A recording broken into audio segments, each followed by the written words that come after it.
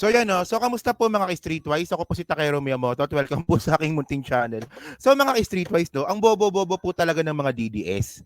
So bago tayo mag-start mga kababayan no, syempre tayo po ay nakikiramay, rest in peace po, doon po sa mga naulila ng ating kababayang OFW na nahatulan po ng bitay sa Saudi. Okay, sa Riyadh ata yun no. So ako po galing po akong Saudi at sobrang higpit po talaga ng bansa na yan. Oh, promise. Para sa akin parang impyerno yung lugar na yan. Pero by the way, mga kababayan, ito yung sinasabi kong kabobohan ng mga DDS. So, alam nyo ba kung gaano sila kabobo? Bobo po talaga itong mga DDS po na to, no? Ngayon, sinisisi nila ngayon ang presidente kung bakit daw po nabita yung kababayan nating OFW sa Saudi. Isipin nyo, no, ganyan sila kabobo. Lahat na lang sinisisi sa presidente. So, especially, meron pang isang Muslim na vlogger, na best friend ko, na siya mismo, di ba, sinisisi niya yung presidente, tanga ka ba? Sino ba to? Si Pambansang Kupal. Tanga ka ba? Di ba Muslim ka? Alam mo, hindi, dapat kasi bilang Muslim, alam mo yan eh. Na meron tinatawag po sa Sharia law tawag dito eh. Sa Sharia law po ng mga Islam, na meron pong tinatawag na blood money. So hindi po tinanggap yung blood money ng namatay na Saudiya, so tuloy po yung bitay. Ang problema kasi sa inyo, no, gumagawa na nga ng akbang yung presidente natin para po, di ba, kahit papano ay hindi naman mapawalang sala, no? Pagaan yung sentensya dito po sa kababayan natin, pinupolitikan nyo pa. O tingnan nyo to, pakita ko sa inyo, no? So una muna itong si Joey hindi naliligo. Ewan ko lang kung totoo ba to, no? Ewan ko lang kung totoo bang hindi naliligo to. Sabi dito, no? Nag-presidential appeal, di ba? Nagbayad ng blood money. And KSA did not even blink. Bobo ka talaga. Hindi po nagbayad ng blood money kasi nga hindi nga tinanggap. Basta lang ito po ang totoong mema sabi lang. Di ba? Bago ka maging mema, maligo ka muna. Di ba? Kahit anong ligo mo, malamang hindi talaga maliliwanagan yung utak mo kasi nga, di ba, bobo to eh. O tapos ito mga kababayan, no, meron pa yun dito eh. Ito no, mahalin natin ang Pilipinas. Ito po yung Facebook account ito eh, ng mga pro DDS tsaka pro Kibuloy. So, sabi dito FPRRD on OFWs in Saudi, I want them out of the country in 72 hours. Tapos nga syempre ako nainis ako eh. So nag-comment ako, 'di ba? Sabi ko naman, FPRRD to Chinese criminals, I want them in the Philippines. And then kasi ito matagal ko na piglalaban to eh. Ako naniniwala talaga ako na yung OFW po is ako syempre kailangan natin i-credit talaga. Na yung mga OFW po ay talagang nagbibigay po talaga ng pera sa Pilipinas para po sa ating economy. Malaki po talaga ang naitutulong ng OFW sa kanilang remittance, di ba, sa ekonomiya ng Pilipinas. Pero syempre, merong other side of the story dito. Na itong mga kababayan nating OFW, sila po yung, ang tawag ko nga dito, wala na silang choice dahil sa bulok na sistema ng Pilipinas. Di ba? Kasi kung maayos po yung sistema ng Pilipinas, edi sana, na-minimize yung pag-alis po ng mga kababayan natin para magtrabaho sa ibang bansa. Matagal na po natin problema yan, di ba? Since 1987 pa, no? Dahil sa bulok na sistema. So ngayon, mayroon pang isa dito. Ito idol nyo to eh. Yung Pambansang Kupal. Ito dapat yung inaaway natin, di ba? Hindi yung tayo nag-aaway. Ay, ako, wala ako dyan. Ang masasabi ko, kung kayo po ay updated dito sa mga nangyayari po ngayon, ang masasabi ko lang po dito ay ang statement ko po dyan ay bite the bullet. Ayun lang ang masasabi ko, bite the bullet. So by the way, itong si Pambansang Kupal to, bakit ko sinabing Kupal? Baka sabihin niyo naninira lang ako. So sabi niya dito, no, binitay na Pinoy sa Saudi, pinagtawanan lang ni The Junior. Alam niyo kung anong nakakatawa dito? Muslim to mga kababayan. Islam po siya. So, ano ko nalaman ng religion? Ako syempre tayo, nirerespeto po natin yung bawat religion. Di ba, ng bawat tao. Ito lang po talaga yung hindi ko nirerespeto. Kasi mga kababayan, ito explain ko lang, no? Sa Saudi po kasi, majority po talaga doon, I think 99% ata or 98% is Islam. Siguro merong less than 1% or 1% sa Saudi ay mga Hudyo. Pero 98% sa Saudi po ay mga Islam po yan. So, nabitay po ang ating kababayang Pilipino sa Saudi kasi merong namatay na tao. So, kaya rin po yan nabitay kasi po, meron po tinatawag na Sharia law. So, yung Sharia law, mga kababayan, teka lang, naisama ko ba dito? So, okay, teka lang. Meron ata dito eh. Ito, blood money in Islam. Di ba?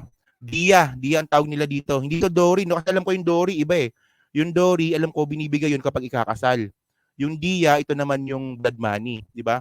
So, sabi dito, no, in Islamic law, is the financial compensation paid to the victim of a victim in the cases of murder, bodily harm, or property damage by mistake.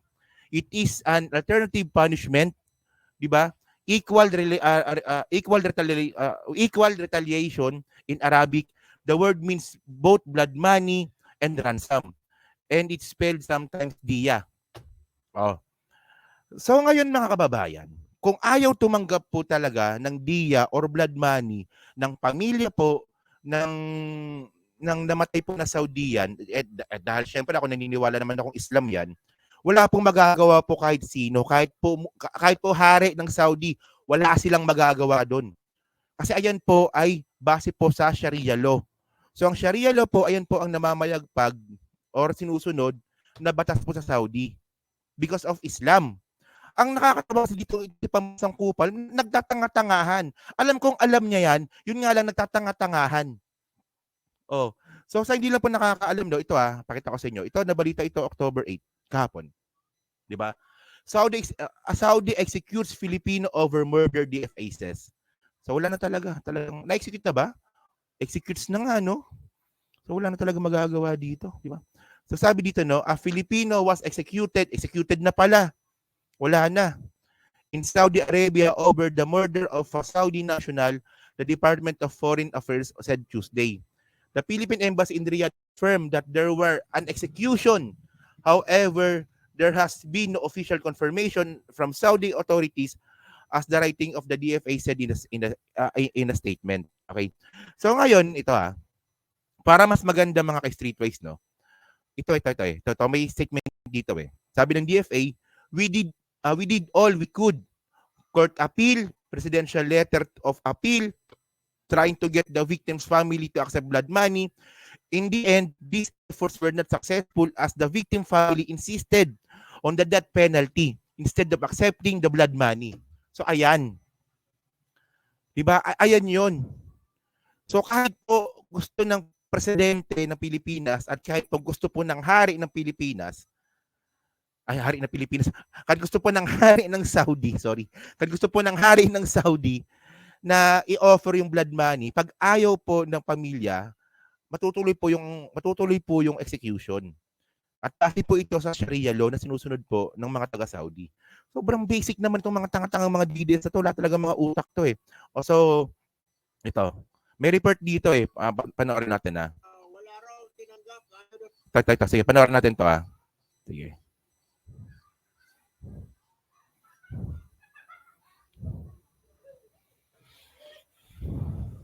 Ayaw daw tumanggap yung pamilya ng dowry or blood money. Ano ba ito?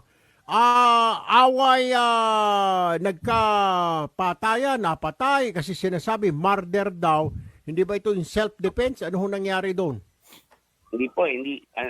Dinaramdam ko po. Pero, of course, tulad ng sabi ni President Marcos, no? It's a tragedy kasi pag meron tayong na-execute na pinasilya electric o pinapatay. Nababayad abroad, it's always a tragedy.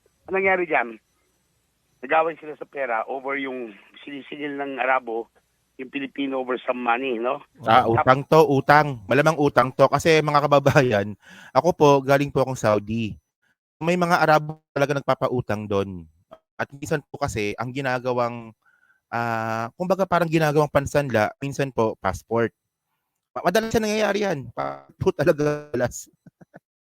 Tapos ginawa ng Pilipino, tinamaan ng palakol, martilyo sa likod. Wala po.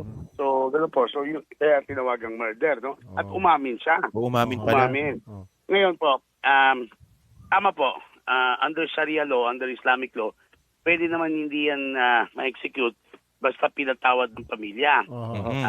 Hindi kaya ng hari na kung saan siya na magpapatawad kung yung pamilya ng biktima hindi pumayag. Hindi pumayag kahit na anong sinusubukan natin through our lawyers, tapos yung kanila representative, wala pong wala Would you happen to know, Yusek, kung magkano yung pinag-away nila, yung hindi mabayaran na utang?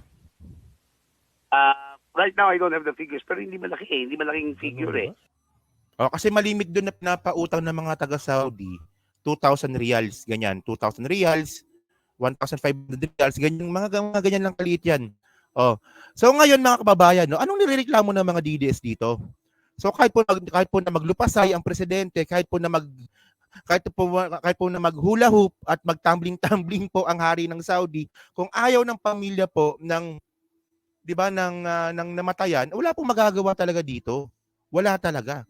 So ngayon pakinggan ngayon natin itong comment ngayon ni Ibe. Meron siya dito sinasabi, sige. Pakinggan natin. Tragedy, and there was very little we had left to do. We had very few options left. We tried everything, and for many years. And the Saudi government really tried to look and to be sure that the judgment of hanging was actually deserved. Nonetheless, we appealed to the better natures, I guess, of So ito yung sinasabi ngayon nila na tumatawa daw yung presidente. Mga bobo talaga itong mga to, no? Tumawa daw yung presidente dito. Hindi naman tumawa. Yung mukha nyo nakakatawa. our friends in Saudi Arabia to perhaps have another look, and they did.